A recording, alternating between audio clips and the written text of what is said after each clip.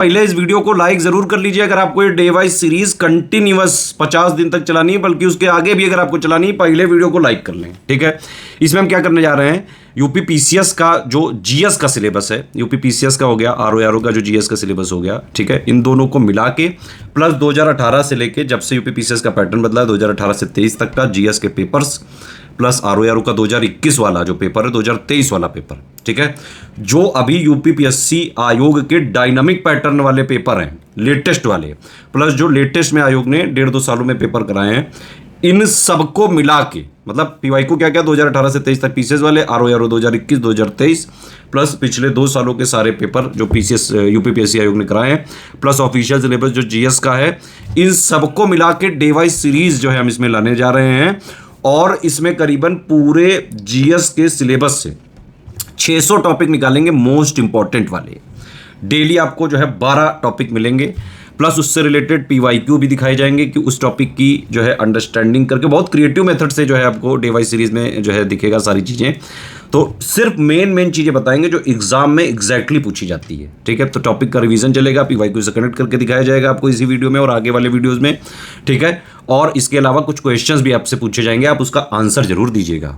अच्छा, मिसलेनियस का पापा वीडियो अलग से मिलेगा तो वो इसमें इंक्लूडेड नहीं है। करंट अफेयर का हम रिवीजन और पापा अलग से देते हैं, वो इसमें इंक्लूडेड नहीं है। बजट इकोनॉमिक सर्वे पापा वो भी इसमें इंक्लूड नहीं है। लेकिन बाकी जीएस का कंप्लीट जो स्टैटिक वाला है, बिल्कुल नया सिलेबस, डायनामिक जो पैटर्न चल रहा है उसके हिसाब से, और जितना पीवाईक्यू अभी भी रिलेवेंट है उन सबको मिला के मोस्ट इंपॉर्टेंट 600 टॉपिक्स हैं इसमें। वीडियो देखने से पहले एक इंपॉर्टेंट इंफॉर्मेशन है आप सभी लोगों के लिए, अभी भी जितना टाइम बचा है यूपी पीसीएस 2024 प्री के लिए, आरओ 2023 का री एग्जाम प्री के लिए जो है जितना टाइम बचा है, इसमें स्टडी फॉर सिविल सर्विसेज का सिलेक्शन मटेरियल, पेड ग्रुप के जो है exclusive recorded videos, paid quiz, test series, इन सबको लेके जो है पढ़ाई प्रैक्टिस रिवीजन करके आराम से कट ऑफ निकल सकता है, चाहे जैसा पेपर आ जाए, easy moderate tough analytical conceptual.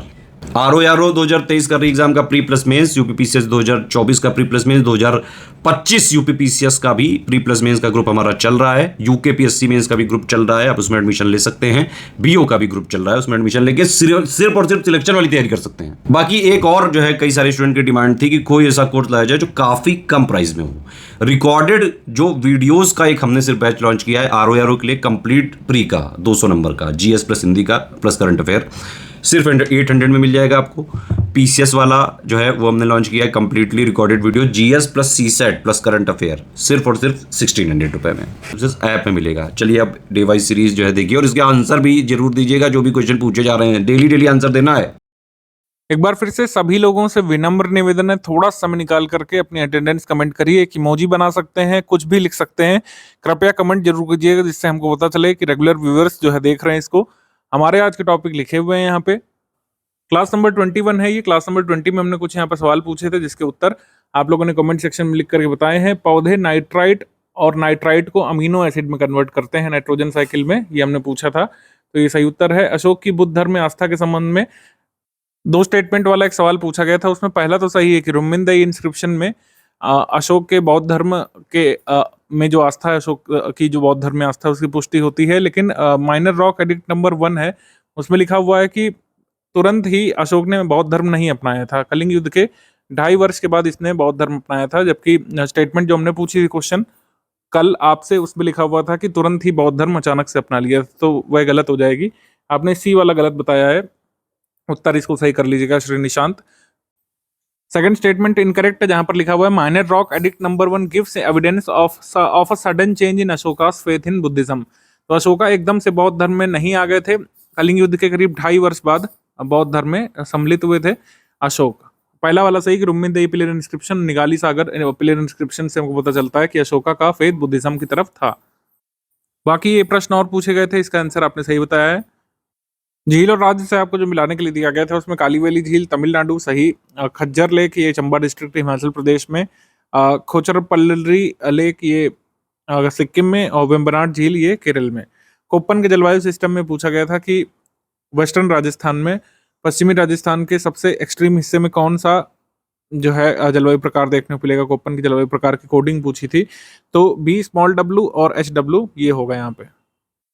आज के टॉपिक चोल डायनेस्टी यानी कि चोल वंश, ज्योग्राफी में vegetation of India part 2, Bharat के वनस्पति का भाग 2, स्ट्रक्चर ऑफ इंडियन पार्लियामेंट का पार्ट 3, और इसमें स्पीकर वगैरह के बारे में बात करेंगे, तो काफी इंपॉर्टेंट है ये। और एनवायरनमेंट में बायोम की अवधारणा को समझेंगे। चोल डायनेस्टी के बारे में बात करें तो 2 तरीके से चोल हम पढ़ते हैं। चोल वंश हम पढ़ते हैं, थोड़ी-सी जानकारी उसकी संगम काल के चोल के बारे में, संगम काल के जो चोल शासक हैं, उनके बारे में हम लोग पढ़ते हैं जब कार्यकाल चोल के बारे में हम लोग स्टडी करते हैं। और सेकंड चोल होते हैं जो जिनका उदय हुआ था करीब 9th सेंचुरी में, 9th सेंचुरी एडी में हुआ था। उनको हम लोग इंपीरियल चोल बोलते हैं, यानी कि राजशाही चोल शासक या फिर मेडिवल चोल शासक, मध्यकालीन चोल शासक भी कहते हैं हम लोग। तो इंपीरियल चोला रूलर्स के बारे में इसमें हम लोग स्टडी करेंगे क्योंकि इनके बारे में ज़्यादा हमारे एग्जाम में आता है। कार्यकाल चोल के बारे में नहीं ज़्यादा पूछते हैं, या संगम काल के चोल डायनेस्टी के बारे में ज़्यादा नहीं पूछते हैं। दूसरी बात ये भी कि ज़्यादा जानकारी भी नहीं उपलब्ध है संगम काल के चोल वंश के बारे में, जबकि ज़्यादा जानकारी चोल वंश जो इंपीरियल चोल पीरियड था, ठीक है, जो राष्ट्रकूट शासकों के समकालीन था, और जो पल्लव शासकों के समकालीन जो चोल वंश है उसके बारे में ज़्यादा पूछा जाता है, जिसकी अवधि करीब 8th और 9th सेंचुरी एडी है। करीब 9th सेंचुरी एडी से इनका उदय होना शुरू हुआ था विजयालय के नेतृत्व में। तो स्रोतों की बात करें तो तांबे और पत्थर पर उत्कीर्ण 10,000 से अधिक शिलालेख चोल इतिहास के अध्ययन के लिए प्राथमिक स्रोत हमको साबित होते हैं। करीब 10,000 इंस्क्रिप्शंस हैं। अब इतने सारे तो पढ़ना नहीं, ऑब्वियस सी बात है, जरूरी वाली चीज़ें हम लोग स्टडी करेंगे। लेकिन अगर आपसे पूछे तो चोल वंश के इतिहास का सबसे महत्वपूर्ण स्रोत क्या है? इनके इंस्क्रिप्शंस और इनके शिलालेखों में ज़्यादातर शासकों और अन्य व्यक्तियों द्वारा मंदिरों को जो दान दिया गया है और धर्मदाय जो दिया गया है, धर्मदान दिया गया है, उसका विवरण मिलता है। इसमें भूमि लेन देन के बारे में विवरण मिलता है, कर और संग्रह, मतलब जो कर लगाया जाता था भूमि लेन देन पर वो, और जो कर पर छूट दी जाती थी उसका भी उल्लेख मिलता है शिलालेखों में। उसके बाद पत्थर के शिलालेखों के अलावा तांबे के जो प्लेट इंस्क्रिप्शन है उसमें शाही आदेश लिखे जाते थे, ठीक है, रॉयल ऑर्डर्स, रॉयल डिक्रीज को लिखा जाता था उसमें।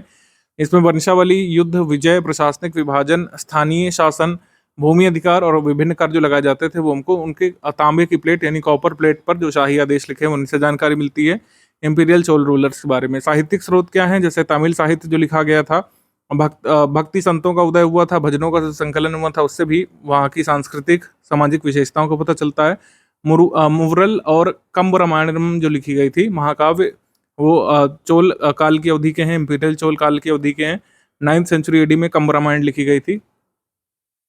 परांतक चोल द्वारा जारी किया गया उत्तमेरूर इंस्क्रिप्शन स्थानीय स्वशासन निकायों के चुनावों के बारे में विवरण देता है। ये बड़ा जरूरी है कि चोल काल में, इंपीरियल चोला पीरियड में जो स्थानीय स्वशासन का जो चुनाव होता था, यानी कि इलेक्शंस होते थे लोकल सेल्फ गवर्नमेंट के, उसके बारे में किस शिलालेख में मेंशन है? उत्तमेरूर शिलालेख में।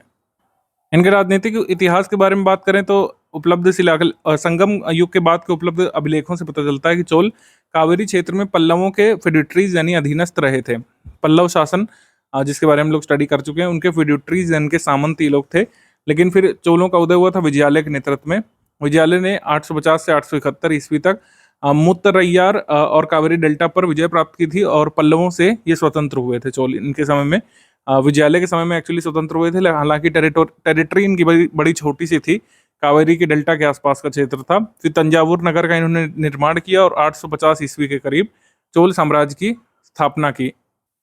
विजयालय के उत्तराधिकारी काफी योग्य थे, तो जो शुरुआत विजयालय ने की थी इंपीरियल चोला की, इंपीरियल चोला डायनेस्टी की, इसको आगे बढ़ाते चले गए। जैसे परांतक फर्स्ट से लेकर कुलोतुंग थर्ड तक चोलों का गौरव प्रसिद्धि जारी रही थी। उसके बाद चालुक्य शासकों के साथ चोल वंश के लोगों ने मैट्रिमोनियल रिलेशंस स्थापित किए थे, तो चोल चालुक्य वंश एक तरीके से इंटीग्रेट होकर के आगे रूल करने लगा था, जब तक टर्किश शासक आ नहीं गए। परांतक चोल ने क्षेत्र में विस्तार की दिशा तय की और इसके शासन के आधार को व्यापक बनाया था। परांतक चोल को तक्कोलम के प्रसिद्ध युद्ध के लिए जाना जाता है। राष्ट्रकूटों से हार का सामना भी करना पड़ा था। कलम ने राष्ट्रकूट वंश पढ़ा, आप जल्दी से कमेंट करके बता सकते हैं जिन लोगों ने कल की क्लास देखी कि परांतक चोल को किस राष्ट्रकूट शासक ने हराया था, ये आप बता सकते हैं। चोल फैमिली ट्री को हम थोड़ा सा स्टडी कर लेते हैं, क्योंकि जब भी चोल एम्पायर हम लोग पढ़ते हैं तो इसमें शासकों की क्रोनोलॉजी पूछे जाने की संभावना काफ़ी ज़्यादा रहती है। चोल फैमिली ट्री बेसिकली हम लोग स्टडी कर लेते हैं, कौन किसके बाद शासक बनता है, कौन किसका पुत्र, किसका भतीजा, किसका भाई था, इसको थोड़ा सा देख लेना जरूरी है। रानियों के बारे में नहीं स्टडी करेंगे वरना और भी कॉम्प्लिकेटेड हो जाएगा। चोल फैमिली ट्री यहाँ पर ब्रीफली हम लोग डिस्कस कर लेते हैं। विजयालय के शासनकाल में चोल वंश का भाग्योदय हुआ था। पल्लवों के शासन से लोग मुक्त हुए थे 850 एडी के आसपास, 9th सेंचुरी में। तो विजयालय यहाँ पे फाउंडर हो गए इंपीरियल चोला डायनेस्टी के। इसके बाद आदित्य को इन्होंने शासक बनाया था। आदित्य के बाद यहाँ पर परांतक प्रथम, जो उनके एकमात्र पुत्र थे, शासक बनते हैं। परांतक प्रथम के 2 पुत्र थे, गंधरादित्य और अरिंजय। एक साल करीब गंधरादित्य शासन करते हैं, दूसरे साल अरिंजय शासन करते हैं। अब गंधरादित्य और अरिंजय के एक एक पुत्र हैं। ये गंधरादित्य का पुत्र है उत्तम चोल और अरिंजय का पुत्र है सुंदर चोल। तो अब यहाँ पे क्या होता है कि अरिंजय के बाद जो अरिंजय का पुत्र है सुंदर चोल ये शासक बन जाता है, उत्तम चोल नहीं बन पाते हैं। तो उत्तम चोल जो है अपने चचेरे भाई से ये पैक्ट कर लेते हैं पहले से कि सुंदर चोल के पुत्र शासक नहीं बनेंगे। सुंदर चोल की मृत्यु के बाद गद्दी उत्तम चोल को मिलनी पड़ेगी, मतलब गद्दी जो है सुंदर चोल को अपनी मृत्यु से पहले ही उत्तम चोल को देनी पड़ेगी, ये तय हो गया था। तभी सुंदर चोल की मृत्यु के बाद शासक कौन बने थे? उत्तम चोल बने थे, ना कि राजराज प्रथम। तुरंत शासक राजराज प्रथम नहीं बने थे। आप देखेंगे जैसे ही 970 में 970 एडी में जब सुंदर चोल मर जाते हैं तो उत्तम चोल शासन करते हैं करीब 15 साल के लिए। 15 साल बाद राजराज प्रथम जो कि सुंदर चोल के पुत्र हैं ये शासन करते हैं। तो ये थोड़ा सा एक जो ब्रेक हुआ है सीरियल में, ध्यान रखना है कि सुंदर चोल के बाद डायरेक्टली राजराज प्रथम ने नहीं शासन किया, थोड़े समय के लिए उत्तम चोल ने शासन किया था। दूसरी चीज ये याद रखनी है कि सुंदर चोल के वैसे तो इतिहास में मतलब हमारी बुक्स में एक ही पुत्र लिखा जाता है राजराज प्रथम, या फिर इसको राजकेसरी अरमोली वर्मन कहते हैं, लेकिन एक और पुत्र था आदित्य कारिकलन। आदित्य कारिकलन की हत्या करवा दी थी उत्तम चोल ने ये राजगद्दी को लेकर, संघर्ष को लेकर के। एक पोनियन सेल्वन नामक एक फिल्म आई थी, वो सेकंड पार्ट भी आने वाला है शायद जल्द। आपको समय मिले एग्जाम के बाद तो देखिएगा, ऐसी फिल्में देखा करिए जो कहीं ना कहीं आपको हिस्ट्री में हेल्प करें। फ्री टाइम में देख सकते हैं, अभी फिल्म नहीं देखने के समय, अभी डे वाइज सीरीज देखने के समय। अब ये मत कहने लगेगा कल से नहीं देखेंगे फिल्म देखेंगे, फिल्म से नहीं होगा इसी से मैं एक बात बता रहा हूँ कि अगर फैमिली ट्री नहीं समझ में आ रहा है तो मजे के लिए देख सकते हैं, अदरवाइज इतना फैमिली ट्री दिया वो उतना काफी है। तो राजराज प्रथम के बाद शासन करते हैं राजेंद्र प्रथम। राजेंद्र प्रथम के अब देखिए 3 पुत्र हैं। राजेंद्र प्रथम के बाद शासन करते हैं राजाधिराज। राजाधिराज के बाद यहाँ पे शासन करते हैं राजेंद्र द्वितीय। राजेंद्र द्वितीय के बाद थोड़े समय के लिए शासन करते हैं वीर राजेंद्र। फिर राजेंद्र द्वितीय जो है अपनी पुत्री का विवाह कर देते हैं वेंगी के चालुक्य शासकों से, married to Vengi Chalukya rulers जो आंध्र रीजन में रूल कर रहे थे। वेंगी के चालुक्य शासक से शादी कर देते हैं अपनी बेटी की। उस बेटी से जो पुत्र उत्पन्न होता है कुलोतुंग प्रथम, ये क्या करता है वीर राजेंद्र को की हत्या करा देता है, और इस तरीके से फिर चोल चालुक्य शासन यहाँ से शुरू हो जाता है। यानी कि चालुक्य डिसेंडेंट्स जिन लोगों ने चोल शासकों की बेटियों से शादी की थी उनका शासन यहाँ पे शुरू हो जाता है। तो कुलोतुंग के बाद यहाँ पर विक्रम चोल शासन करते हैं। विक्रम चोल के बाद कुलोतुंग सेकंड जो है अपनी पुत्री का विवाह करते हैं, उससे जो पुत्र उत्पन्न होता है उससे फिर राजाधिराज सेकंड शासन करता है, ठीक है। और उससे पहले कुलोतुंग थर्ड ने शासन किया था। कुलोतुंग थर्ड को ही आखिरी शासक मानते हैं, लेकिन कुछ जगह पर राजराज तृतीय या फिर राजेंद्र तृतीय को भी आखिरी शासक कहा गया है, जब तक फिर जो टर्किश इन्वेशन नहीं हो गया। ये सल्तनत पीरियड जब शुरू हो गया था तब ये चोल वंश खत्म हो जाता है। तो इस तरीके से इनकी क्रोनोलॉजी है। कुलोतुंग थर्ड तक ध्यान रख सकते हैं, बाकियों को इनको इग्नोर कर सकते हैं, ये हमारे एग्जाम के लिए नहीं जरूरी है।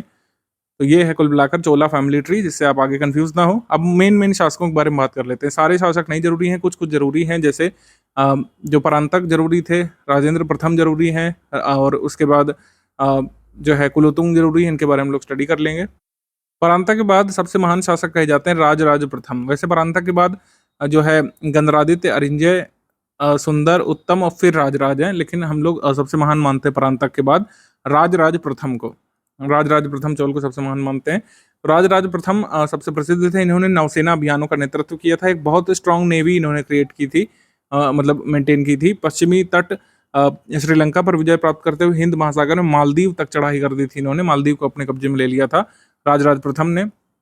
श्रीलंका पर राजराज प्रथम की सैन्य जीत के कारण इसके उत्तरी और पूर्वी भाग चोल प्राधिकरण के सीधे नियंत्रण में आ गए थे। तो श्रीलंका का पूरा उत्तरी पूर्वी भाग सीधे जो है चोल डायनेस्टी के शासनकाल में के अधीन आ गया था। श्रीलंका के उत्तरी भाग का नाम इन्होंने चेंज करके मुम्मीडिगोंड चोल मंडल में रख दिया था। राजराज प्रथम ने कंदनूर सलाई की लड़ाई में चेरों को हराया था। कंदनूर सलाई के बैटल में चेर शासकों को हराया था, जिनको केरल शासक या केरल पुत्र भी कहा जाता है। राजराज प्रथम पश्चिमी और पूर्वी चालुक्यों के अभियान में भी सफल रहे थे, यानी पश्चिमी चालुक्यों को भी हराया और ईस्टर्न चालुक्यों रूलर्स को भी हराया था। इन्होंने वेंगी सिंहासन पर शक्ति वर्मा को स्थापित किया था। वेंगी चालुक्यों के सिंहासन पर शक्ति वर्मा को स्थापित किया। राजराज प्रथम ने कावेरी नदी पर बांध का निर्माण किया था। शैव धर्म के कट्टर अनुयायी थे ये। 1010 में तंजौर में राजराजेश्वर मंदिर या बृहदेश्वर मंदिर का निर्माण कराया था, जो सबसे बड़ा टेम्पल आज कहा जाता है हिंदू धर्म का पूरे इंडिया में एरिया वाइज। इनकी उपाधियां मुम्मिडी चोल, जयन कोंड और शिवपाद शेखर थी। वैसे तो इनकी उपाधियां बहुत सारी 10-20 हैं, लेकिन जो जरूरी एग्जाम में पूछी जा चुकी है वो हमने लिखा। शिवपाद शेखर पूछी जा चुकी है यूपीपीएससी के एग्जाम में। और इन्होंने राजेंद्र चोल प्रथम को अपना उत्तराधिकारी बनाया था, जो इनके पुत्र थे। राजेंद्र फर्स्ट के बारे में बात करें तो 1023 में अपने राज्यारोहण के बाद उत्तरी भारत में अपने अभियान द्वारा सबसे शानदार सैन्य अभियान का नेतृत्व इन्होंने किया था और टेरिटोरियल एक्सपेंशन को और भी आगे बढ़ाया था। बंगाल में महिपाल प्रथम को हराया था। मतलब ये पहले ऐसे चोल शासक थे जिन्होंने नॉर्थ इंडिया में और ईस्टर्न पार्ट ऑफ इंडिया में अपना अभियान आगे बढ़ाया था। महिपाल जो था पाल रूलर जो था, पाल वंश का शासक महिपाल, इसको हराया था बंगाल में। और उत्तर भारत के इस सफल अभियान की याद में राजेंद्र ने गंगईकोंड चोलापुरम शहर बसाया था और यहाँ पर राजेश्वरम मंदिर का निर्माण कराया था। राजेश्वरम मंदिर का निर्माण गंगईकोंड चोलापुरम सिटी में कराया था राजेंद्र प्रथम ने। राजेंद्र एक और प्रसिद्ध अभियान इसने लीड किया था, कदरम अभियान, या फिर इसको श्रीविजय। इंडोनेशिया के लिए इसने नेवी भेजी थी, इंडोनेशिया पर भी विजय प्राप्त की थी। कदरम गोंड की उपाधि इनको मिली थी इंडोनेशिया पर विजय प्राप्त करने के बाद। और उन्होंने पूरी बे ऑफ बंगाल को चोल मंडलम नाम दे दिया था, यानी कि पूरी बे ऑफ बंगाल पर एक तरीके से चोल शासन का कब्जा हो गया था राजेंद्र फर्स्ट के समय में। उसके बाद पूरे श्रीलंका पर इन्होंने अधिकार कर लिया था। अपने साम्राज्य में कई शैक्षणिक संस्थान स्थापित किए थे और इन्हें पंडित चोल की उपाधि प्राप्त हुई थी। राजेंद्र चोल की मृत्यु के बाद इनके 3 उत्तराधिकारी भी थोड़े समय में 3 उत्तराधिकारी इनके मार दिए गए थे। राजेंद्र चोल के पोते कुलोतुंग प्रथम ने शाही चोलों के विरासत को संरक्षित किया। कुलोतुंग प्रथम कौन है, बता चुके हैं, ये वेंगी के चालुक्य वंश और जो चोल वंश की पुत्री है उससे जन्मा पुत्र है। चोल चालुक्य शासक इसको कह सकते हैं। चोल चालुक्य लीनियज जो है कुलोतुंग फर्स्ट से शुरू होती है। इसने कई सारे करों को समाप्त करके सुंगम तविर्त की उपाधि प्राप्त की थी और चीन में व्यापारिक दूत मंडल भेजा था, यानी कि ट्रेड डेलीगेशन भेजा था चाइना में। ये पूछा जा चुका है एग्जाम में। वेंगी चालुक्य साम्राज्य को चोल साम्राज्य के साथ एकीकृत किया था, क्योंकि वेंगी चालुक्यों का ही पुत्र था और चोल वंश से इनकी माता आती थी।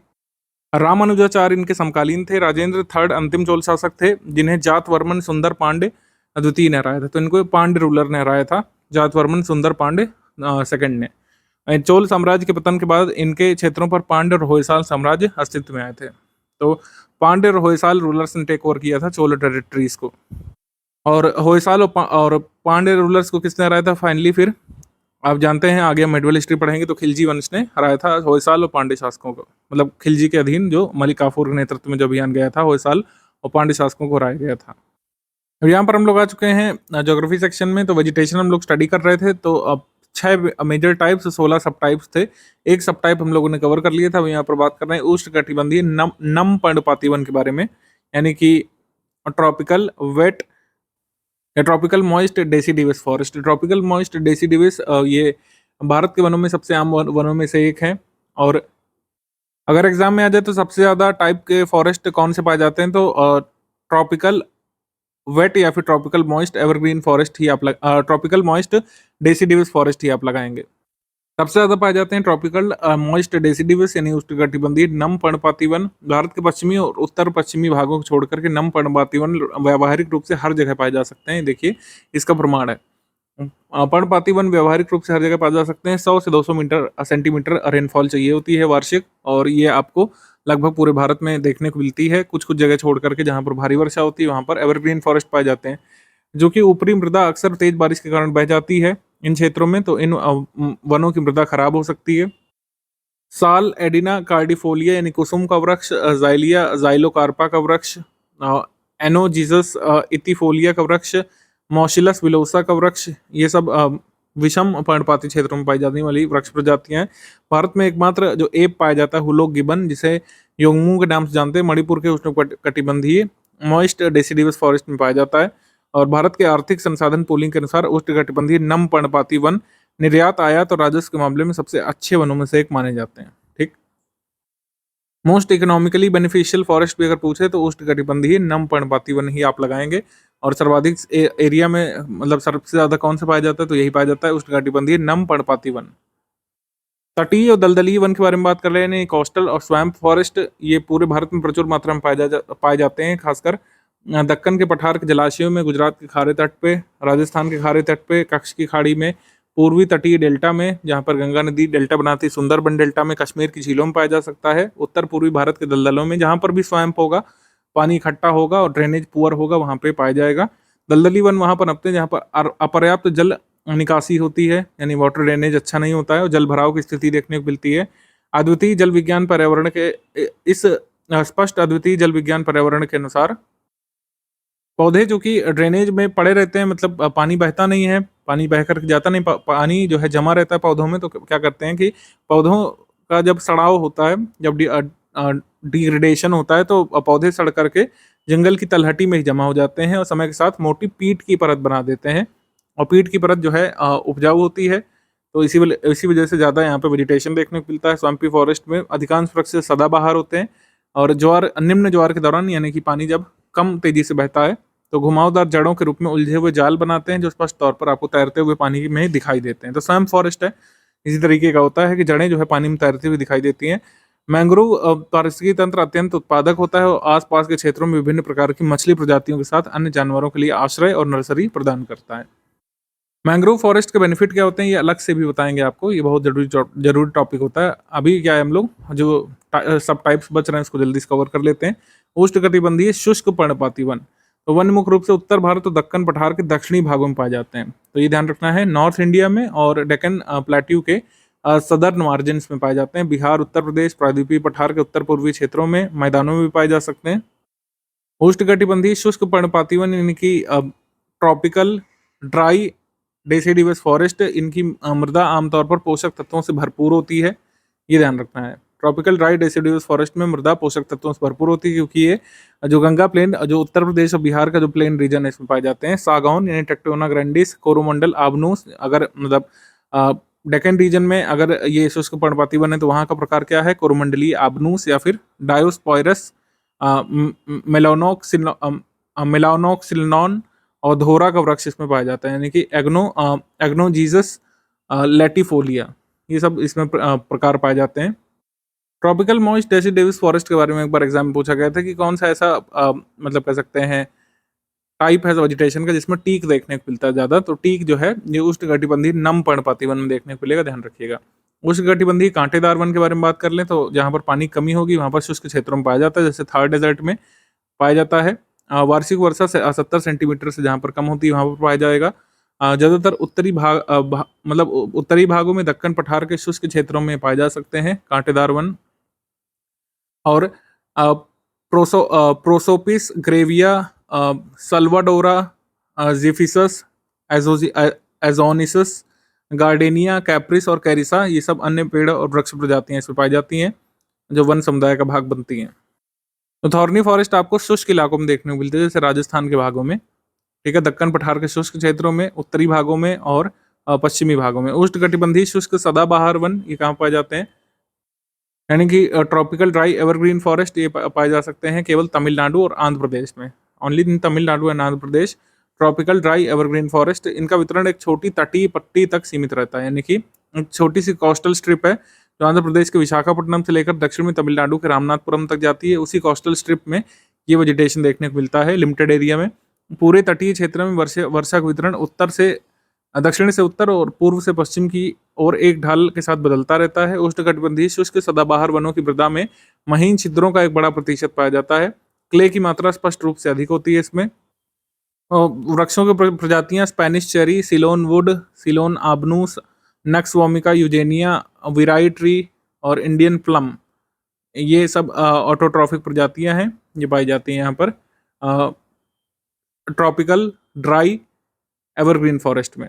इसके बाद आ जाते हैं हम लोग सब ट्रॉपिकल ब्रॉड लीव फॉरेस्ट में। सब ट्रॉपिकल ब्रॉड लीव फॉरेस्ट आपको नेपाल की मध्य पहाड़ियों से दार्जिलिंग और भूटान तक, साथ ही भारत में उत्तर प्रदेश, बिहार में देखने को मिलते हैं चौड़ी पत्ती वाले वन। 500 से 1000 मीटर की ऊंचाई पर बाह्य हिमालय पर्वतमाला में उपोष्ण कटिबंधीय चौड़ी पत्ती वाले वन की पूर्व से पश्चिम दिशा की ओर जाने वाली एक पट्टी देखने को मिलती है। पूर्व से पश्चिम की ओर जाने वाली एक पट्टी शिवालिक के सहारे देखने को मिल सकती है, ठीक है।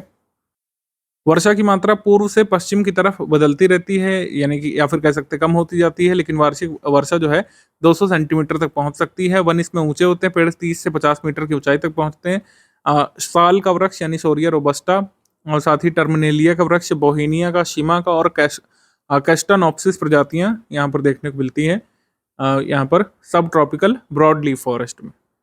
इसके बाद आ जाएंगे हम लोग उपोष्ण कटिबंधीय चीड़ के वन। ये पूर्वोत्तर भारत के सभी पहाड़ी राज्यों में 800 से 2000 मीटर तक की ऊंचाई के बीच एक बड़े क्षेत्र को कवर करते हैं। साउथ वेस्ट मानसून जो बंगाल की खाड़ी की शाखा से आता है, मई से सितंबर तक रहता है। उपोष्ण कटिबंधीय चीड़ के जंगलों की अधिकांश वर्षा के लिए जिम्मेदार होता है। यानी साउथ वेस्ट मानसून की जो बे ऑफ बंगाल ब्रांच है वहां से वर्षा मिलती है इन वनों को। और चट्टानें निक्षालित होती हैं, लीच्ड होती हैं, पोषक तत्वों से रहित मिट्टी की एक पतली परत से ढकी होती हैं जो पौधों की जड़ों के माध्यम से के लिए माध्यम का काम करती है। शीशम, सागौन, साल, चीड़, देवदार, जूनिपर, रोडोडेंड्रॉन ये वृक्ष जो है देखने को मिलते हैं आपको। हिमालय के उपोष्ण कटिबंधीय चीड़ के वन उपोष्ण कटिबंधीय चीड़ के वनों पर आमतौर पर पाए जाने वाले वृक्ष हैं। फिर पर्वतीय आर्द्र शीतोष्ण वन कौन कौन से हैं? पर्वतीय आर्द्र शीतोष्ण वन मध्यम ऊंचाई के पर्वतीय क्षेत्र में पाए जाते हैं। ये पर्वतीय आर्द्र शीतोष्ण वन भारत के दक्षिणी भागों में फैले हुए होते हैं, यानी कि केरल और तमिलनाडु के ऊपरी पर्वतीय क्षेत्रों में। ये पूर्वी हिमालय के 88 ईस्ट देशांतर के पूर्व में पाए जा सकते हैं, जैसे कि असम के ऊंचे क्षेत्रों में, पश्चिम बंगाल, सिक्किम, अरुणाचल प्रदेश और नागालैंड की पहाड़ियों में भी ये पाए जा सकते हैं। साउथ इंडिया में केरल, तमिलनाडु के ऊपरी पहाड़ी क्षेत्र में वार्षिक वर्षा 150 से 300 सेंटीमीटर होनी चाहिए। औसत वार्षिक तापमान जो है 11 से 14 डिग्री सेल्सियस के बीच होता है इसमें। फिर यहाँ पे आ जाते हैं हिमालय के नम शीतोष्ण वन। हिमालय नम शीतोष्ण वन जो समुद्र तल से 1500 से 3300 मीटर की ऊंचाई पर उगते हैं। कश्मीर, हिमाचल प्रदेश, उत्तरांचल या उत्तराखंड, दार्जिलिंग और सिक्किम की पर्वत श्रृंखला में लंबवत फैले होते हैं, यानी कि इस तरीके से एक स्ट्रिप जाती है, एक तरीके से पूरा एरिया उसमें फैले होते हैं। कश्मीर, हिमाचल प्रदेश, उत्तरांचल, दार्जिलिंग, सिक्किम के पर्वत श्रृंखला में 150 से 250 सेंटीमीटर वार्षिक वर्षा चाहिए होती है। सर्दियों के दौरान भूमध्य सागर से जो चक्रवाती विक्षोभ आते हैं, यानी वेस्टर्न डिस्टर्बेंसेस आते हैं, उनके कारण इनको वर्षा रिसीव होती है इन क्षेत्रों को। तीस्ता नदी के पूर्व की रेतीली मृदा देखी जाती है, वहां पर ये उगते हैं। और पूर्व में नम क्षेत्रों में प्रमुख शंकुधारी वृक्षों के साथ चौड़ी पत्ती वाले सदाबहार वृक्ष भी पाए जाते हैं। हिमालयन मॉइस्ट टेम्परेट फॉरेस्ट में जो प्रजातियां आ जाती हैं वो होती हैं चीड़, देवदार, सिल्वर, फिर स्प्रूस, ये सब अल्पाइन फॉरेस्ट ये कहाँ पर देखने को मिलते हैं? सब अल्पाइन वन वृक्ष रेखा के नीचे घने वनों और उच्च अल्पाइन टुंड्रा के बीच का एक संक्रमण क्षेत्र होता है। ये शंकुधारी प्रधान वन होते हैं, मुख्य रूप से समशीतोष्ण अक्षांशों के उप अल्पाइन क्षेत्रों में पाए जाते हैं। कर्क रेखा के दक्षिण में कुछ विस्तार इनका देखने को मिल सकता है। वन आमतौर पर उत्तर की ओर ढाल वाले ढलान पर पाए जाते हैं, जो खड़ी और चट्टानी ढलान होती है उसमें एबिस स्पेक्टोबिलिस, लॉरिक्स ग्रिफिथी, बेतुला यूटिलिस, एसर और सोरबस ये पौधे इसमें देखने को मिलते हैं। बेसिकली सब अल्पाइन फॉरेस्ट ज्यादातर किस रीजन में पाए जाएंगे? अरुणाचल प्रदेश में। सब अल्पाइन फॉरेस्ट कहाँ पर देखने को मिलेंगे अगर आपसे पूछें? अरुणाचल प्रदेश। क्योंकि एग्जाम में इतना डिटेल में नहीं पूछते हैं, इसमें 4 तरीके के फॉरेस्ट दे देंगे, 4 स्टेट दे देंगे, उससे आपको मिलाना पड़ेगा। जहाँ पर ये फॉरेस्ट होते हैं वहाँ पर भूरा भालू पाया जाता है, हिमालयन सिरो पाई जा सकती है, मरखोर बकरी पाई जा सकती है, ऐसी अन्य लुप्त प्राय प्रजातियां भी इसमें पाई जाती हैं। और ये पारिस्थितिक क्षेत्र जानवरों की विविध प्रजातियों का आवास होता है, ये भी ध्यान रख सकते हैं। सब alpine region. Moist alpine shrubs ये कहाँ पर देखने को मिलते हैं? ये 3000 मीटर से ऊपर हिमरेखा तक पाए जाते हैं। और हिमालयन क्षेत्रों में ट्रांस हिमालयन रीजन पाए जाते हैं, जैसे बर्फीले रेगिस्तानों में लद्दाख रीजन बेसिकली आपको मॉइस्ट अल्पाइन श्रब्स देखने को मिलते हैं। पेड़ छोटे होते हैं, विरल होते हैं, और झाड़ियाँ और घास के मैदान के बीच उगते हैं। काले जोनीपर, लटकते जोनीपर, हैंगिंग जोनीपर इसमें देखने को मिलते हैं। बर्फबारी होती है इन क्षेत्रों में, नम अल्पाइन श्रब्स वाले रीजन में। तो इतना यहाँ पे पढ़ लेना काफ़ी है। कौन से रीजन में कौन सा सब टाइप देखने को मिलेगा एग्जाम में, यही सब आता है। स्ट्रक्चर ऑफ इंडियन पार्लियामेंट में भाग नंबर 3 हम लोग करेंगे। तो अब यहाँ पर लोकसभा सदस्यों के वेतन और भत्ते के बारे में देख लेते हैं।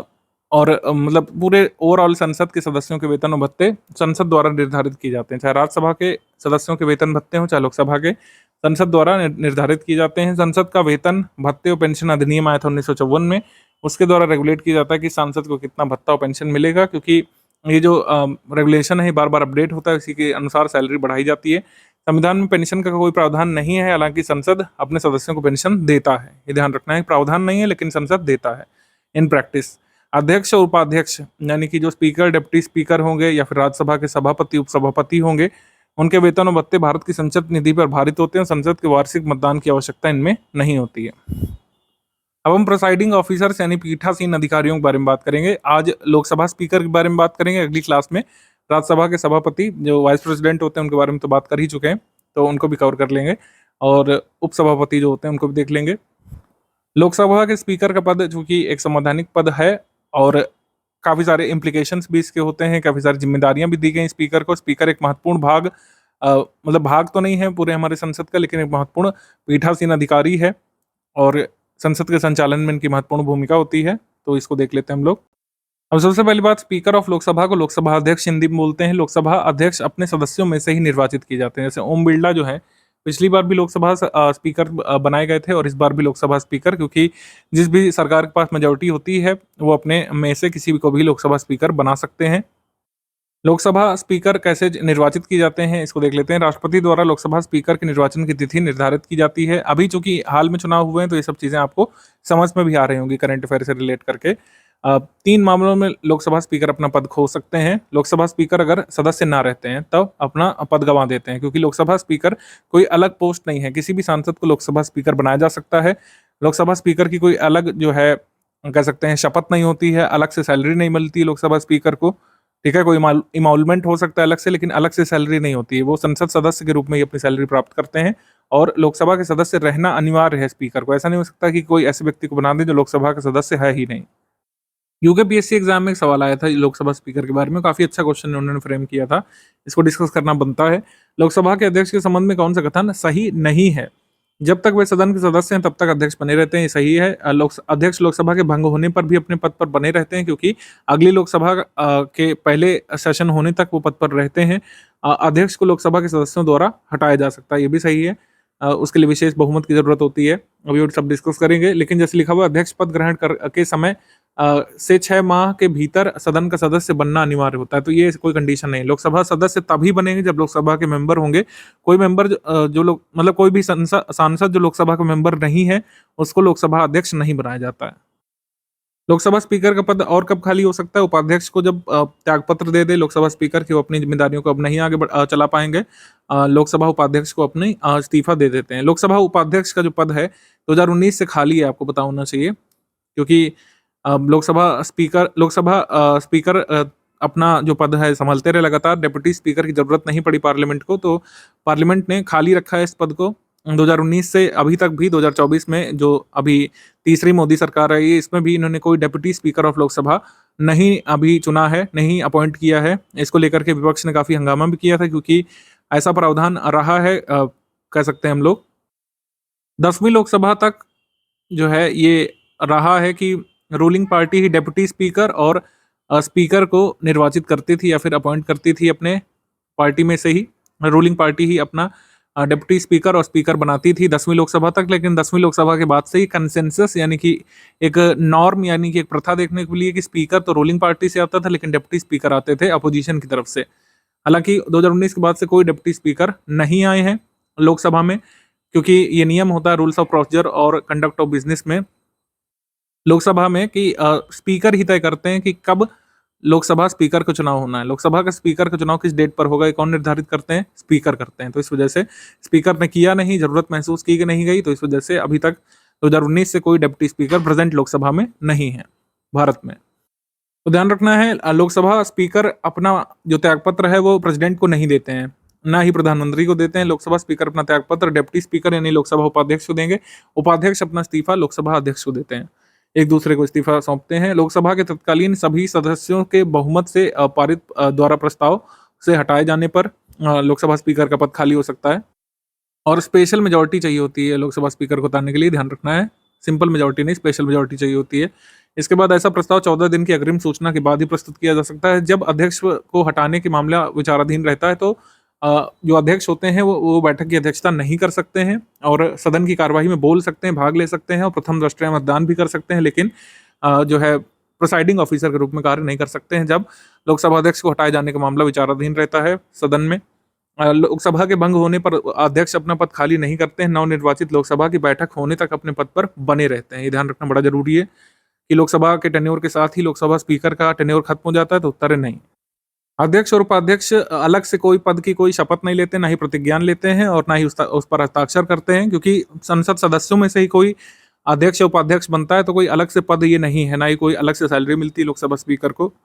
और अध्यक्ष और उपाध्यक्ष का प्रावधान कहाँ से लिया गया है? भारत शासन अधिनियम 1919 से, यानी मॉन्टेग चैमफोर्ड सुधार से जो गवर्नमेंट ऑफ इंडिया एक्ट आया था 1919, वहाँ की जो अवधारणा है उससे प्रेरित है प्रेजेंट डे स्पीकर और डेप्टी स्पीकर ऑफ लोकसभा का प्रेजेंट डे पद।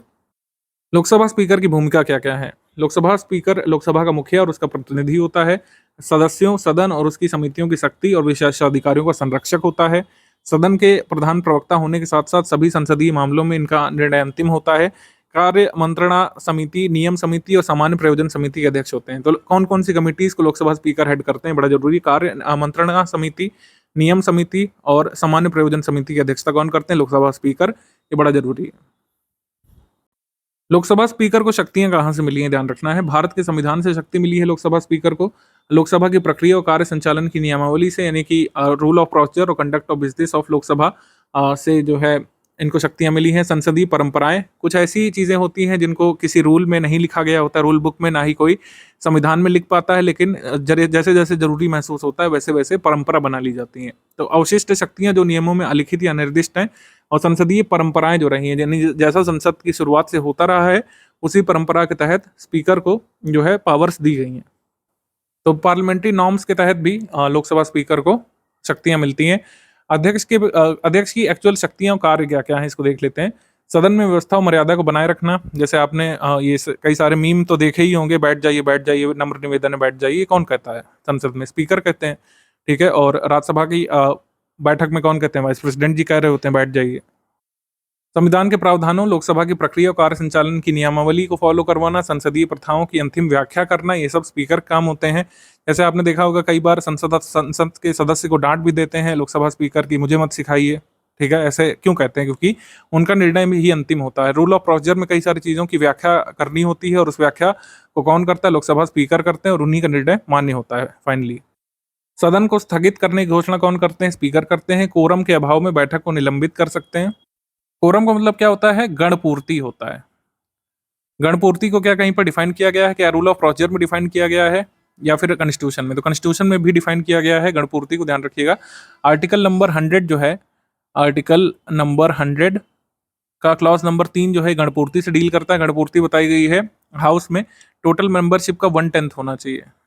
टोटल मेंबरशिप का 1/10 जो है ये कोरम बताया गया है, यानी कि अगर 550 मेंबर्स हैं तो कम से कम 55 वहाँ पे प्रेजेंट होना चाहिए बैठक के लिए। अगर राज्यसभा की बात कर रहे हैं तो 250 में से 25 तो होना ही चाहिए, 1/10 यहाँ पर होने चाहिए, अदरवाइज जो है बैठक जो है निलंबित कर दी जाएगी स्पीकर के द्वारा। जब मान लीजिए वोटिंग हो रही हो, बराबरी की स्थिति हो जाती है, टाई हो जाता है, तो अपना कास्टिंग वोट डालते हैं लोकसभा स्पीकर। राष्ट्रपति द्वारा जो आहूत की गई संयुक्त बैठक होती है उसकी अध्यक्षता स्पीकर करते हैं। तो बैठक को आहूत कौन करते हैं? प्रेसिडेंट करते हैं। संयुक्त बैठक को आहूत करते हैं प्रेसिडेंट। आहूत करने की सलाह कौन दे सकते हैं? काउंसिल ऑफ मिनिस्टर्स देंगे, जाहिर सी बात है, प्रेसिडेंट को। और उसकी अध्यक्षता कौन करेंगे? लोकसभा स्पीकर। तो पॉलिटी में बड़े महीन शब्दों को आपको पकड़ना पड़ता है और इसी से क्वेश्चन बनते हैं एग्जाम में। सदन के नेता के अनुरोध पर सदन की गुप्त बैठक की अनुमति दे सकते हैं, यानी कि कैमरा उसमें ना रिकॉर्ड करे। सदन के नेता के अनुरोध पर सदन की गुप्त बैठक की अनुमति दे सकते हैं अगर चाहें तो, ऐसी कोई अनिवार्यता नहीं है। यह तय करते हैं कि कोई विधेयक धन विधेयक है या फिर नहीं। आर्टिकल 110 में साफ साफ लिखा गया है कि लोकसभा स्पीकर ही तय करते हैं कोई बिल मनी बिल है या फिर नहीं, उन्हीं के सिग्नेचर होते हैं सर्टिफिकेट पर। 10वीं अनुसूची के अधीन सदस्यों की अयोग्यता के प्रश्नों पर निर्णय लेते हैं स्पीकर, और की हो तो लोहान के इसमें कहा गया है कि ये जो निर्णय है ये न्यायिक समीक्षा के अधीन होता है, जुडिशियल रिव्यू इसका किया जा सकता है। 10वीं अनुसूची के तहत कैसे निलंबित किया जाता है हम लास्ट क्लास में बता चुके हैं। देश में विधायी निकायों के पीठासीन अधिकारियों के भारतीय संसदीय समूह और सम्मेलन के पदेन अध्यक्ष के रूप में कार्य करते हैं। तो इंडियन पार्लियामेंट्री ग्रुप की अध्यक्षता कौन करते हैं? लोकसभा स्पीकर करते हैं, ये ध्यान रखना है। और लोकसभा की सभी संसदीय समितियों के अध्यक्ष की नियुक्ति करते हैं और उनके कामकाज का पर्यवेक्षण भी करते हैं लोकसभा स्पीकर। लोकसभा अध्यक्ष को प्रदत्त स्वतंत्रता और निष्पक्षता कैसे निर्धारित की जाती है? लोकसभा स्पीकर जो है पक्षपात तो नहीं कर रहे हैं कि मेंबर्स ऑफ ऑपोजिशन को परेशान तो नहीं कर रहे हैं, बार बार इनको सस्पेंड तो नहीं कर रहे हैं, सब कैसे चेक किया जाता है इसको देखते हैं। और कौन कौन सी स्वतंत्रता मिलती है लोकसभा स्पीकर को? कार्यकाल की सुरक्षा प्रदान की जाती है, ऐसा नहीं कि बार बार किसी भी लोकसभा स्पीकर को हटाया जा सकता है। लोकसभा स्पीकर को हटाए जाने की प्रक्रिया कठिन बनाई गई है हमारे रूल ऑफ प्रोसीजर में और संविधान दोनों में। केवल लोकसभा द्वारा विशेष बहुमत से पारित प्रस्ताव द्वारा इनको हटाया जा सकता है, और हटाने के प्रस्ताव को प्रस्तुत किए जाने के लिए कम से कम 50 सदस्यों का अनुसमर्थन या अनुमोदन आवश्यक होता है। यानी कि जब तक 50 सदस्य एग्री नहीं करेंगे, लोकसभा के स्पीकर को हटाए जाने का प्रस्ताव शुरू ही नहीं किया जा सकता, प्रस्तुत ही नहीं किया जा सकता। वेतन और भत्ते संसद द्वारा अवधारित किए जाते हैं और भारत की संचित निधि से लिए जाते हैं, इन पर वोट नहीं होता है पार्लियामेंट का। अध्यक्ष के कार्य और आचरण पर लोकसभा में चर्चा नहीं की जा सकती है, और ना ही आलोचना की जा सकती है सिवाय जब तक कि ठोस कोई सब्सटेंशियल मोशन हो। सदन में प्रक्रिया को विनियमित करने या व्यवसाय का संचालन करने या व्यवस्था बनाए रखने के दौरान लोकसभा की शक्तियां किसी भी न्यायालय अधिकार क्षेत्र के अधीन नहीं आती। यानी सुप्रीम कोर्ट बार बार इंटरफेयर नहीं करेगा कि लोकसभा स्पीकर ने ऐसा क्यों किया, किसी को क्यों निकाला सदन से, किसी का माइक क्यों बंद किया। इसमें जनरली जो है सुप्रीम कोर्ट जो है ज्यादा हस्तक्षेप नहीं करता है। अभी तक तो नहीं किया है, आगे देखते हैं। वरीयता पदानुक्रम यानी कि ऑर्डर ऑफ प्रेसिडेंस जो होता है, इसमें मुख्य न्यायाधीश के साथ 7वें नंबर पर लोकसभा स्पीकर को रखा जाता है, ये ध्यान रखिएगा। वरीयता पदानुक्रम बताएंगे आगे, अभी के लिए ध्यान रखिए कि प्रेसिडेंट द्वारा अनाउंस किया जाता है, प्रेसिडेंट सेक्रेटरीट द्वारा तैयार किया जाता है, मिनिस्ट्री ऑफ होम अफेयर्स इसको मेंटेन करती है और ये सिर्फ सेरेमोनियल पर्पस के लिए होता है, सेरेमोनियल पर्पस के लिए होता है। अदर कोई इसका एडमिनिस्ट्रेटिव बेनिफिट या फिर एडमिनिस्ट्रेटिव कंसर्न नहीं होता है। सेरेमोनियल पर्पस के लिए ये वरीयता पदानुक्रम तय किया जाता है। अध्यक्ष उच्च पद पर चुने जाने पर अपनी पार्टी की सदस्यता से इस्तीफा नहीं देते हैं। यानी कि लोकसभा स्पीकर अगर मान लीजिए कोई रूलिंग पार्टी का मेंबर बन गया तो उसके पास कोई ये बाध्यता नहीं होती कि वो वहां अपनी पार्टी के किसी पद से इस्तीफा दे। प्रोटेम स्पीकर की अगर हम बात करें तो ये अस्थायी पद होता है। राष्ट्रपति लोकसभा के किसी वरिष्ठ सदस्य को प्रोटेम स्पीकर नियुक्त करते हैं और ये जनरली होता है लोकसभा की पहली बैठक को संचालित करने के लिए। आमतौर पर सबसे वरिष्ठ सदस्य को नियुक्त किया जाता है और राष्ट्रपति प्रोटेम स्पीकर को शपथ दिलाते हैं, उसकी नियुक्ति करते हैं। नवनिर्वाचित लोकसभा की पहली बैठक की अध्यक्षता प्रोटेम स्पीकर करता है, पुरानी लोकसभा का स्पीकर नहीं करता है, बड़ा जरूरी है। लोकसभा स्पीकर अपने पद को त्यागते नहीं है लोकसभा के भंग होने पर, लोकसभा का कार्यकाल खत्म होने पर, लेकिन जो नवनिर्वाचित लोकसभा होती है उसमें पुरानी लोकसभा के स्पीकर अध्यक्षता न करके प्रोटेम स्पीकर अध्यक्षता करते हैं, ध्यान रखना है। नए सदस्यों को शपथ दिलाते हैं प्रोटेम स्पीकर और सदन को नए स्पीकर का चुनाव करने का अधिकार देते हैं और नए स्पीकर के चुने जाने के बाद अपना पद तुरंत छोड़ देते हैं। सिंपल ये है। जैसे अभी प्रेसिडेंट द्रौपदी मुर्मू ने नया स्पीकर नियुक्त किए जाने की प्रक्रिया के लिए किसे प्रोटेम स्पीकर नियुक्त किया था?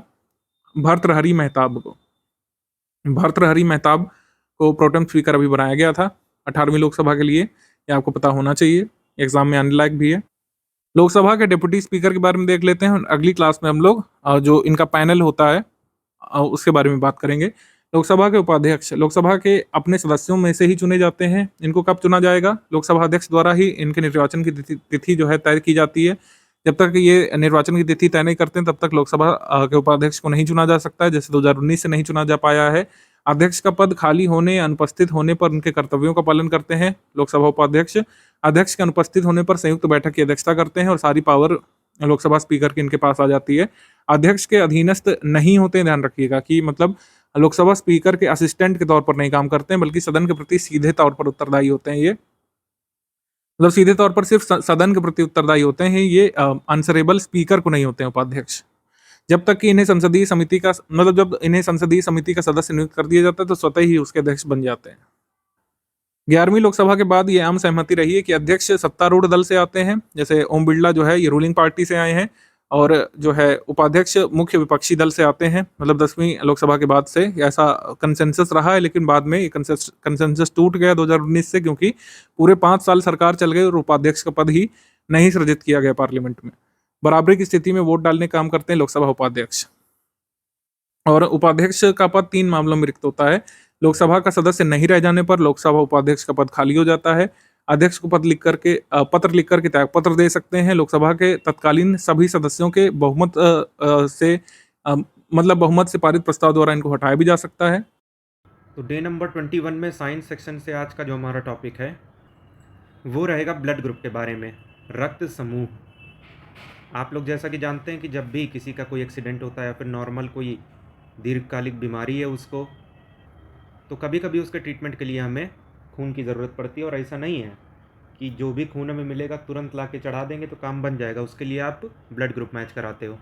तो ब्लड ग्रुप के बारे में जितनी भी इन्फॉर्मेशन एग्ज़ाम में काम आएगी, और साथ में किसी ब्लड को देख के आप कैसे पता कर सकते हो कि उसका ब्लड ग्रुप क्या है।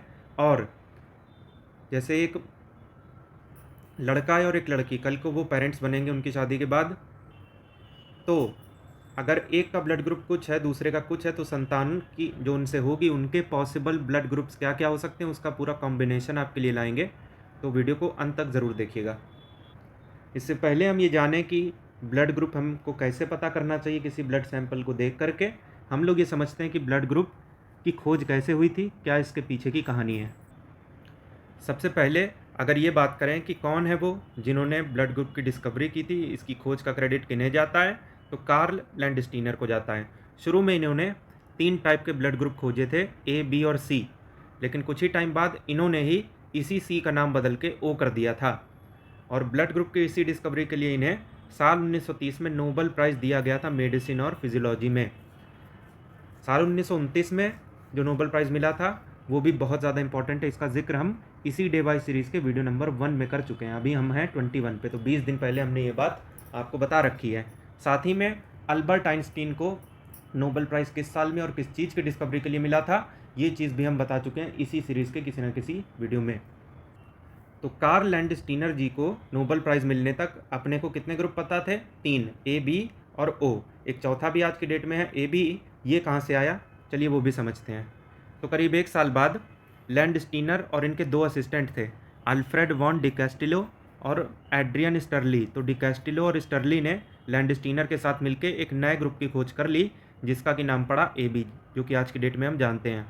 ये ए बी और ओ और ए बी जितने भी ग्रुप हैं, इनकी खोज के टाइम पे ब्लड सैंपल में लैंडस्टीनर को एक ग्लाइकोप्रोटीन मिला था, जो कि 2 जगह पाया जाता है, एक तो आरबीसी की सरफेस पर और दूसरा प्लाज्मा की सरफेस पर। तो आरबीसी की सरफेस पर जो ग्लाइकोप्रोटीन पाया जाता है उसे हम एंटीजन कहते हैं, और जो प्लाज्मा की सरफेस पर ग्लाइकोप्रोटीन मिलेगा उसका नाम पड़ जाएगा एंटीबॉडी। और एंटीबॉडी के बारे में आप जैसा कि जानते हैं कि इन्फेक्शन को हटाने के काम में आता है। अभी 1 ही 2 दिन पहले इसका रोल हम बता चुके हैं। तो अभी तक हमें क्या पता है कि ब्लड में एंटीजन भी होंगे, एंटीबॉडी भी होंगी, और दोनों कहाँ कहाँ पाए जाएंगे इस चीज़ की भी हम बात कर चुके हैं। अब ये एंटीजन होते हैं 2 टाइप के, ए बी। एंटीबॉडी भी होती हैं 2 टाइप की, ए बी। अब दोनों ही अगर ए बी टाइप के होंगे तो दोनों को अलग करने के लिए हम लेटर्स का साइज़ चेंज कर देंगे। एंटीजन को हम दिखाएंगे कैपिटल ए और कैपिटल बी से, और एंटीबॉडी दिखाई जाएगी स्मॉल ए और स्मॉल बी से।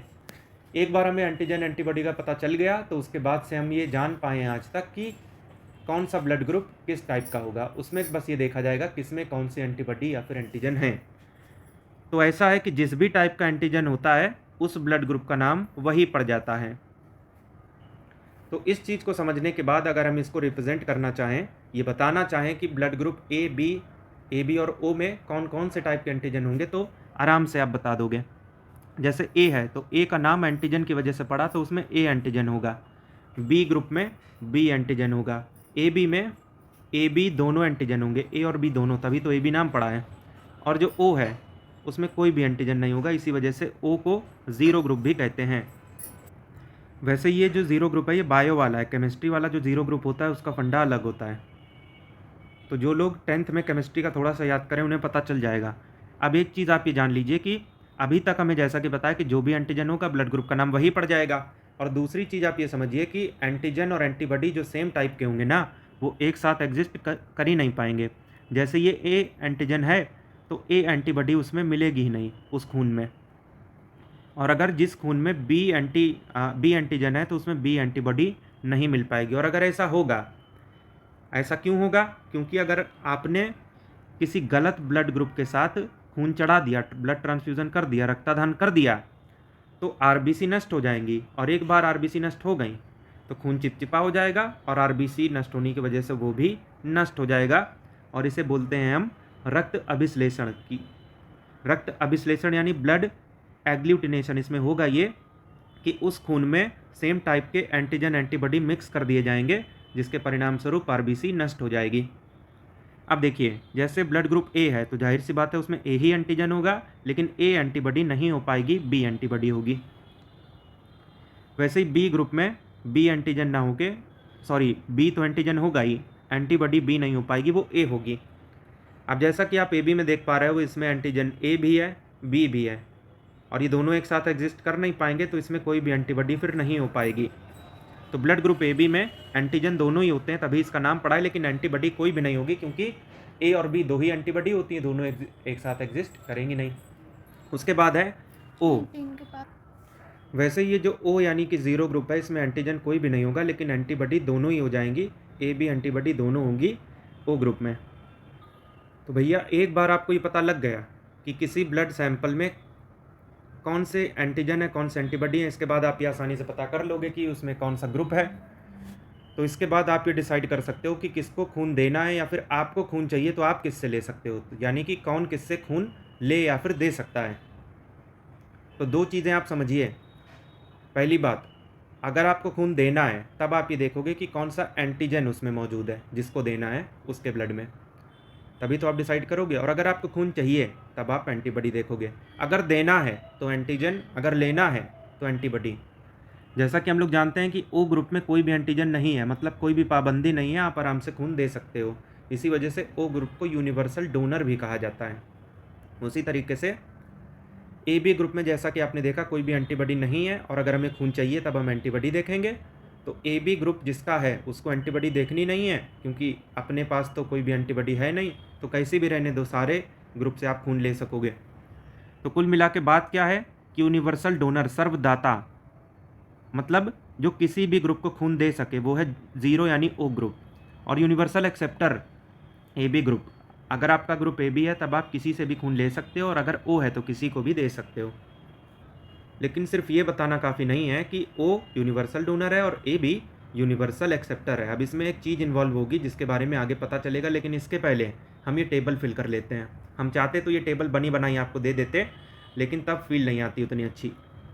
तो ये टेबल आसानी से तभी भर पाएगी जब आपको क्लियर होगा कि ए बी किसी को भी, मतलब किसी से भी ले सकता है, और ओ किसी को भी दे सकता है। तो ओ की बात करते हैं, किसको दे सकता है? सबको। ए बी और खुद अपने वाले को, सबको दे देगा। और वहीं जो ये ए बी है ये ले किससे सकता है? तो सबसे, मतलब ए बी और ओ सबसे ले लेगा ये। और एक चीज़, जो किसी को भी दे सकता है वो ले केवल अपने वाले से पाएगा, मतलब ओ ग्रुप जो कि किसी से को भी दे सकता है खून, वो ले किससे पाएगा? सिर्फ अपने वाले से। तो ओ किससे ले सकता है? सिर्फ अपने वाले ओ से। उसी तरीके ए बी, ये ले तो सबसे पाएगा लेकिन दे पाएगा सिर्फ अपने वाले को, ए बी को। और जो बाकी के ग्रुप बच गए उनकी कहानी थोड़ी सी पेचीदा है। पहली बात, चाहे बात लेने की हो या देने की, अपने वाले से वो आसानी से ले या फिर दे पाएंगे। और अगर लेने की बात चली गई है तो कौन है जो ले लेता है सबसे आराम से? तो ए बी ले लेता है, लेकिन ब्लड तो हमें चाहिए ना, हम थोड़ी ना देने जा रहे हैं। तो हमको तो ऐसे ग्रुप की ज़रूरत है जो किसी को भी दे सके, तो ओ। और अगर ए किसी को देना चाहे तो ए बी को तो आराम से दे देगा, क्योंकि ए बी तो लेने को बैठा ही है, यूनिवर्सल एक्सेप्टर है वो। वही कहानी बी के साथ भी है, लेने की बात हो चाहे देने की, अपने वाले से तो आराम से काम हो जाएगा। मगर बात फिर वही घूम फिर के कि अगर हमको चाहिए और अपने पास बी है तो हम ऐसे को ढूंढेंगे जो सबको दे दे, तो ओ। और अगर हमें देना है किसी को तो हम ऐसे को दे पाएंगे जो सबसे ले ले, ए बी। ये होती है चीज़। तो ऐसे कभी कभी क्वेश्चन बन सकते हैं, अदर स्टेट पीसीएस में बने भी हैं, एमपी, बिहार, राजस्थान में। इस वजह से ये टॉपिक भी ज़रूरी बता दिया आपको। लेकिन जैसा कि हमने कहा कि केवल ये बताने से काम नहीं चलता कि ए बी यूनिवर्सल एक्सेप्टर और B O universal donor. Positive negative का भी खेल चलता है। आप सुने होंगे कि कोई ए पॉजिटिव है, कोई बी पॉजिटिव है, कोई ए बी पॉजिटिव है, कोई ओ नेगेटिव है। तो इसका क्या खेल है? ये पॉजिटिव नेगेटिव आया कहाँ से? तो चलिए बात करते हैं। बात है 1940 की, जब लैंडस्टीनर और उनके एक असिस्टेंट थे मिस्टर वीनर। इन्होंने क्या देखा? माइक्रोस्कोप से ये देखा कि खून में एक और एंटीजन भी देखने को मिल रहा है, अदर देन ए और बी। ए और बी के अलावा एक तीसरा एंटीजन भी है, और इसका नाम क्या रखें ये नहीं पता चल रहा। लेकिन चूंकि जिस खून में ये देखा था वो एक बंदर का खून था। कौन सा बंदर? ये वाला, मतलब रीसस मकाक, रीसस वानर। इस वाले बंदर के खून में ये देखा कि एक अदर एंटीजन भी है। तो नाम नहीं समझ में आ रहा था, तो इसके दो इनिशियल उठा लिए, RH फैक्टर नाम दे दिया। और देखा कि ह्यूमन ब्लड में भी, मतलब मानव रक्त के सैंपल में भी सेम टाइप का एंटीजन देखने के लिए मिल रहा है, तो RH फैक्टर इसका नाम कन्फर्म पड़ गया। अगर किसी खून के सैंपल में RH फैक्टर है तो वो RH पॉजिटिव, नहीं है तो RH नेगेटिव। ये वाली चीज़ होती है। ये क्वेश्चन इंपॉर्टेंट बनता है कि RH फैक्टर किसके नाम पे रखा गया? तो एक बंदर के नाम पे, रीसस मकाक। तो RH फैक्टर को समझ लेने के बाद जो ऊपर हमने टेबल देखी अभी अभी, वो थोड़ी सी मॉडिफाई हो जाएगी। एक ट्रिक हमें याद करनी पड़ेगी कि अगर पॉजिटिव की बात करें तो पॉजिटिव में भी P है, पैसे में भी P है। तो जिसके पास पैसा होता है ना, उसको कोई भी चीज़ लेने में आसानी होती है, वो आराम से सारी चीज़ें खरीद सकता है कि नहीं? बिल्कुल। तो जो पॉजिटिव है उसको लेने में आसानी होगी। और जो नेगेटिव है, जिसके पास कुछ है ही नहीं, उसको देने में आसानी होगी, इसका उल्टा हो जाएगा। वैसे आप जो सोच रहे हो वो भी बात सही है, जिसके पास नहीं है उसको देने में आसानी होती है। तो कभी कभी अपने वियर्ड थॉट से भी चीज़ें हम आसानी से याद कर लेते हैं। तो चलिए, पॉजिटिव वाले को लेने में आसानी होगी। तो अगर लेने की बात करें तो चाहे किसी का RH पॉजिटिव हो या नेगेटिव हो, सबसे ले लेगा अगर RH पॉजिटिव सैंपल में है तो। और अगर देने की बात आए तो अपने वाले को ही दे पाएगा, RH पॉजिटिव वाले को। अब नेगेटिव, क्योंकि RH नेगेटिव को देने में आसानी होगी। हमने क्या देखा, जिसके पास नहीं है वो देता फिरता है। तो खैर, तो अगर बात डोनेट करने की आएगी तो चाहे RH पॉजिटिव हो या नेगेटिव हो, किसी को भी दे देगा, लेकिन ले पाएगा केवल अपने वाले से, मतलब RH नेगेटिव से। तो इस रिजल्ट को मिलाने के बाद ऊपर वाली टेबल से ये कंक्लूजन निकलता है कि जो O है वो तो यूनिवर्सल डोनर है ही है, लेकिन कौन सा, O पॉजिटिव की O नेगेटिव। तो यूनिवर्सल डोनर मतलब देने की बात हो रही है। तो कौन देता फिरता है, नेगेटिव, जिसके पास नहीं है। तो O नेगेटिव यूनिवर्सल डोनर हो गया। एक्सेप्टर की बात करें यानी लेते फिरना, तो AB पॉजिटिव की नेगेटिव, तो पॉजिटिव, क्योंकि पैसा है तो लेते फिरोगे। तो AB पॉजिटिव यूनिवर्सल एक्सेप्टर और O नेगेटिव यूनिवर्सल डोनर। ये बात पूछी जा रही है आजकल UPPCS में, तो इसीलिए सारी चीज़ें कंक्लूड करके हमने आपको बताई। एक नई चीज़ आजकल देखने के लिए मिल रही है, एरिथ्रोब्लास्टोसिस फिटालिस। मतलब RBC में प्रॉब्लम आने की वजह से या तो आपके मिसकैरेज हो जाएगा, बच्चा जनेगा ही नहीं, या तो फिर जन्म के तुरंत बाद मृत्यु हो जाएगी। और ऐसा कब होगा, अगर पिता RH पॉजिटिव हो और माता RH नेगेटिव हो। तो ऐसे में जो भी संतान उत्पन्न होगी ना, या तो उसके मिसकैरेज हो जाएगा या तो जन्म के तुरंत बाद उस बच्चे की मृत्यु हो जाएगी। लेकिन ऐसा कब होगा, पहला बच्चा जीवित होने के बाद होगा। तो ऐसी स्थिति में जब डॉक्टर समझ जाते हैं कि पिता RH पॉजिटिव है और माता RH नेगेटिव है, तो क्या करते हैं, प्री मैच्योर डिलीवरी करा लेते हैं, और इस तरीके से ये चीज़ें रोकी जा सकती हैं। अब इसके बाद एक और इम्पॉर्टेंट टॉपिक है, टोटल 10 कॉम्बिनेशन हम आपके लिए लेके आए हैं कि कोई माता है और कोई पिता है, तो इनसे जो भी उत्पन्न संतान होगी उनके क्या पॉसिबल ब्लड ग्रुप होंगे। तो पहला केस है कि अगर माता या पिता के पास O ब्लड ग्रुप हो। O ब्लड ग्रुप होना जरूरी है, वो किसी के भी पास हो सकता है, माता या पिता। तो एक के पास O है तो दूसरे के पास A हो सकता है, B हो सकता है, O हो सकता है, AB हो सकता है। तो अगर किसी के पास O ग्रुप है तो बच्चे में O ग्रुप तो आ ही जाएगा, A के साथ, B के साथ और O के साथ, लेकिन AB के साथ नहीं आएगा, क्योंकि O और AB एक साथ एग्जिस्ट कर ही नहीं सकते एंटीबॉडी एंटीजन क्लॉज की वजह से। तो O के साथ अगर A है तो O खुद चला आएगा, A चला आएगा। O के साथ B है तो O खुद चला आएगा, B चला आएगा। अगर दोनों का O है तो जाहिर सी बात है O ही ब्लड ग्रुप होगा उनके संतान की, दूसरा कोई पॉसिबल नहीं है। O और AB के केस में A भी हो सकता है, B भी हो सकता है, लेकिन ना तो O होगा ना तो AB, क्योंकि दोनों एक साथ एग्जिस्ट नहीं करेंगे। अगला केस बनता है सेम ग्रुप का, वो हो सकता है A B B AB AB, O नहीं होगा क्योंकि ऊपर ले चुके हैं। तो सेम ग्रुप के केस में अगर A है तो या तो अपना वाला आएगा या तो O चला आएगा। B में भी यही होगा, या तो B या तो O। AB में क्या होगा, AB के साथ O तो आएगा नहीं, तो अपना चला आएगा, मतलब AB, A आ सकता है, B आ सकता है। अगर हम एक केस ऐसा बनाएं जिसमें AB ग्रुप जरूर इन्वॉल्व हो, माता या पिता का, तो दो ही केस बनेंगे, A और B। AB देख चुके, AB के साथ हो देख चुके। तो अगर ऐसा है तो AB के साथ कौन एग्जिस्ट नहीं करता, O, तो वो नहीं आएगा, बाकी सब आ जाएंगे। ऐसे यहाँ भी देख लीजिए। और एक कॉम्बिनेशन बचा A और B, तो चारों चीज़ें पॉसिबल हैं, AB O। अब एक क्वेश्चन का आंसर आप दीजिए हमको। माता का ब्लड ग्रुप A है, पिता का A है, तो ये जो बच्चा इनका हुआ है इनके क्या कॉम्बिनेशन बन सकते हैं। तो भाई जैसा कि हमने ऊपर देखा, सेम का कॉम्बिनेशन है, तो वो सेम वाला तो आएगा ही, O और चला आएगा, ठीक। और अगर कहीं इस बच्चे का ग्रुप A और O के अलावा मिला तो आगे आपको बताने की ज़रूरत नहीं है, आप खुद ही समझदार हो। अब आते हैं सीधे MCQ सॉल्व करने की ओर। तो ट्रांसफ्यूज़न मतलब खून चढ़ाना है किसी को, तो सिर्फ ग्रुप ही नहीं देखना है, मतलब ब्लड टाइप, एक और चीज़ देखनी है जो कि है RH फैक्टर, क्योंकि नेगेटिव पॉजिटिव वहीं से डिसाइड होता है। ये देख लीजिए सेम हिंदी में। ब्लड ग्रुप की डिस्कवरी किसने की थी, कार्ल लैंडस्टीनर ने, अभी हमने देखा है। रॉबर्ट कॉच, अलेक्जेंडर फ्लेमिंग, ये इनके बारे में हम बता चुके हैं।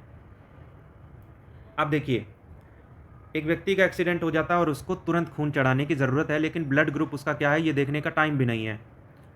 तो मतलब इसको खून चाहिए, तो हमें ऐसा ग्रुप चाहिए जो किसी को भी दे दे। तो यूनिवर्सल डोनर क्या है, O नेगेटिव। जिसको नेगेटिव पॉजिटिव नहीं पता तो इसमें लगाएंगे तुक्का, लेकिन इस वीडियो को देखने के बाद कभी नहीं लगाएंगे, चाहे जिस भी PCS या फिर वनडे का एग्ज़ाम दें वो। अब इसके बाद देखिए यूनिवर्सल डोनर कौन सा ग्रुप, O ग्रुप, इससे आसान कुछ है ही नहीं। उसके बाद और कोई क्वेश्चन अभी फ़िलहाल स्टेट पीसीएस में आया नहीं है, लेकिन ये टॉपिक अगर कर लिया तो दूसरा कोई स्टेट पीसीएस देने जाइएगा तो ज़रूर क्वेश्चन फंसेगा।